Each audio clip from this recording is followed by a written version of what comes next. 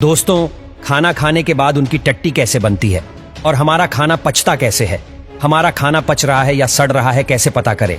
दोस्तों, एनर्जी से ही हमारी पूरी बॉडी काम कर पाती है और एनर्जी हमें मिलती है फूड से, और डाइजेस्टिव सिस्टम की मदद से ही हम फूड का एनर्जी में कन्वर्ट कर पाते हैं। हम तो सिर्फ खाना खाते हैं और वॉशरूम जाकर वेस्ट को बॉडी से बाहर निकाल देते हैं, लेकिन खाने से लेकर वॉशरूम जाने तक हमारा डाइजेस्टिव सिस्टम बहुत ही ज्यादा मेहनत करता है। और इस वीडियो में हम यही देखेंगे कि डाइजेस्टिव सिस्टम काम कैसे करता है। डाइजेशन तो खाना खाने से पहले ही शुरू हो जाता है। जब हम खाने के बारे में सोचते हैं तभी हमारे मुंह में पानी आ जाता है। वो पानी नहीं होता है, उसे सलाइवा कहते हैं।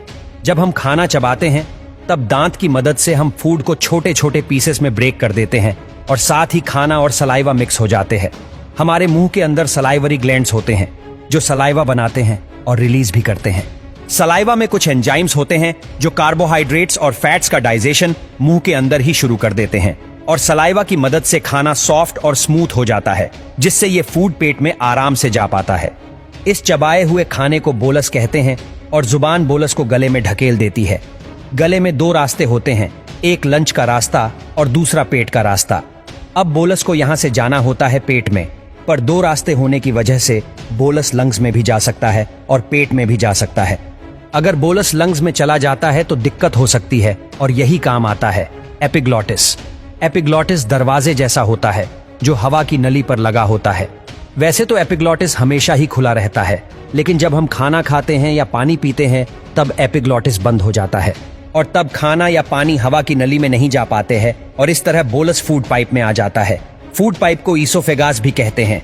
फूड पाइप 25 सेंटीमीटर जितना लंबा होता है और फूड पाइप अंदर से इलास्टिक जैसा होता है, और इसी वजह से फूड पाइप बोलस को पेट में ढकेल पाता है, और सलाइवा की वजह से बोलस बिना अटके फूड पाइप से आसानी से गुजर पाता है। फूड पाइप के एंड पर कुछ मसल्स लगे होते हैं जो फूड को यानी बोलस को वापस फूड पाइप में जाने से रोकते हैं। इन मसल्स को LES, लोअर ईसोफेगास स्फिंक्टर कहते हैं। जब LES रिलैक्स हो जाते हैं तब बोलस पेट में आ जाता है। पेट में पहुंचने के बाद बोलस की पिटाई शुरू हो जाती है। हमारा पेट खाने को सिर्फ होल्ड नहीं करता है, बल्कि एक ग्राइंडर की तरह फूड को पेस्ट में बदल देता है, और इसी इलास्टिक पावर की मदद से स्टमक फूड को पेस्ट में बदल पाता है। स्टमक अपनी इलास्टिक पावर से फूड को इधर उधर ढकेलता है, जिसके कारण फूड पेस्ट में बदल जाता है, और पेट में एसिड भी होता है, और वो एसिड है HCl, हाइड्रोक्लोरिक एसिड। दोस्तों, HCl बहुत ही ज्यादा स्ट्रांग होता है, और पेट के मसल्स को HCl से बचाने के लिए पेट में म्यूक्स रिलीज किया जाता है, जो HCl को पेट के मसल्स के साथ रिएक्ट करने नहीं देता है।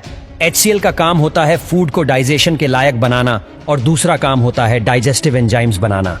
HCl के कारण पेप्सिन एंजाइम बन पाता है, जो प्रोटीन्स को एमिनो एसिड में बदल देता है, और फूड में जितने भी बैक्टीरिया होते हैं सभी पेप्सिन की वजह से मर जाते हैं, और फिर दूसरा एंजाइम्स रिलीज होते हैं जो फैट्स को और कार्बोहाइड्रेट्स को डाइजेस्ट करने लायक बनाते हैं। तो पेट में फूड 6 से 8 घंटे के लिए रहता है, और इन 6 से 8 घंटे में फूड लिक्विड में बदल जाता है। इस लिक्विड को काइम कहते हैं। तो काइम 6 से 8 घंटे बाद चला जाता है स्मॉल इंटेस्टाइन में, पर स्मॉल इंटेस्टाइन में जाते समय काइम बाइल जूस और पैनक्रिएटिक जूस के साथ मिक्स होता है। बाइल जूस बनता है लिवर में और स्टोर होता है गॉल ब्लैडर में, और बाइल जूस फैट्स को ब्रेक करता है।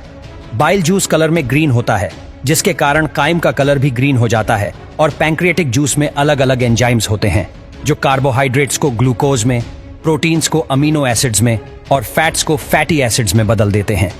तो इस तरह विलाई की मदद से हम फूड से एनर्जी ले पाते हैं। स्मॉल इंटेस्टाइन से गुजरने के बाद काइम चला जाता है लार्ज इंटेस्टाइन में। लार्ज इंटेस्टाइन तक आते हुए काइम से लगभग सभी न्यूट्रिएंट्स खून में चले जाते हैं, और इसीलिए काइम का कलर ग्रीन से ब्राउन हो जाता है। ब्राउन काइम में अभी भी कुछ न्यूट्रिएंट्स और फाइबर्स होते हैं, और फाइबर्स को हम डाइजेस्ट नहीं कर पाते हैं, और यही हमारी मदद करते हैं माइक्रोब्स, बैक्टीरिया। हमारा लार्ज इंटेस्टाइन 1.5 मीटर जितना लंबा होता है, और पूरे लार्ज इंटेस्टाइन पर बैक्टीरिया माइक्रोब्स होते हैं जो काइम से बचे हुए न्यूट्रिएंट्स को डाइजेस्ट करने में मदद करते हैं। लार्ज इंटेस्टाइन के एंड तक पहुंचते हुए काइम से सभी न्यूट्रिएंट्स और पानी निकाल लिए जाते हैं, और अब ये काइम बदल जाता है स्टूल में यानी टट्टी में, और लार्ज इंटेस्टाइन में ही स्टूल यानी टट्टी पर म्यूकस रिलीज किया जाता है ताकि टट्टी आसानी से बाहर निकल पाए। लार्ज इंटेस्टाइन में फूड बहुत ही धीरे डाइजेस्ट होता है, और इसीलिए लार्ज इंटेस्टाइन में फूड को पूरी तरह डाइजेस्ट होने के लिए 30 से 40 घंटे लगते हैं। फिर 30 से 40 घंटे बाद स्टूल चला जाता है रेक्टम में, जो कि टट्टी को स्टोर करता है। और जब रेक्टम भर जाता है तब हम वॉशरूम जाकर उसे खाली कर देते हैं। तो इस तरह फूड डाइजेस्ट होकर बाहर निकल जाता है।